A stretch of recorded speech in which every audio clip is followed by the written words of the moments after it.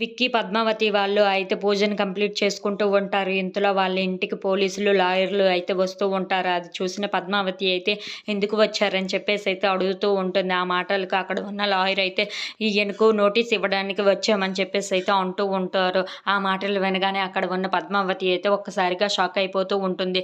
ఏం నోటీస్ అని చెప్పేసి అయితే పద్మావతి అడుగుతూ ఉంటుంది. ఆ మాటలకు అక్కడ ఉన్న లాయర్ అయితే ఈ ఈ ఆస్తి మొత్తం విక్కీ గారిది కాదు, ఈ ఆస్తి మొత్తం వేరే వాళ్ళదని చెప్పేసి అయితే ఈయన కూడా సంతకం చేసి ఈ నోటీస్ మీద సంతకం చేసి పంపించారు. అందుకే ఈ ఆస్తులు మొత్తం జప్తు చేయడానికి ఇక్కడికి వచ్చామని చెప్పేసి అయితే అంటూ ఉంటారు. ఆ మాటలు వినగానే అక్కడ ఉన్న పద్మావతి అయితే ఒకసారిగా షాక్ అయిపోతూ ఉంటుంది.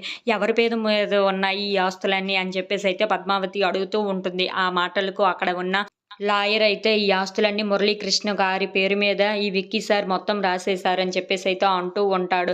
ఆ మాటలు వినగానే అక్కడ ఉన్న పద్మావతి అయితే ఈ విషయం మొత్తం ఎలాగైనా ఇంట్లో ఉన్న వాళ్ళందరికీ తెలియజెప్పాలని చెప్పేసి అయితే అక్కడ ఉన్న పద్మావతి ఈ ఈ అసలు విషయం ఏంటో నేను బయట పెడతానని చెప్పేసి అయితే ఇంట్లో ఉన్న వాళ్ళందరికీ విక్కీ గారిని కిడ్నాప్ చేసింది ఎవరో కాదు, ఆ మురళీకృష్ణే. ఇగో ఈ ఆస్తుల కోసం, ఈ అంతస్తుల కోసం అయితే విక్కీ గారిని కిడ్నాప్ చేసి ఈ ఆస్తులను రాయించుకున్నారు అని చెప్పేసి అయితే అంటూ ఉంటుంది. ఆ మాటలు వినగానే ఇంట్లో ఉన్న వాళ్ళందరూ అయితే ఒక్కసారిగా షాక్ అయిపోతూ ఉంటారు. ఏటి ఆ నీచుడు ఇంత పని చేశాడా అని చెప్పేసి అయితే ఇంట్లో ఉన్న వాళ్ళందరూ తిట్టుకుంటూ ఉంటారు. If you like this video, please like, share and subscribe.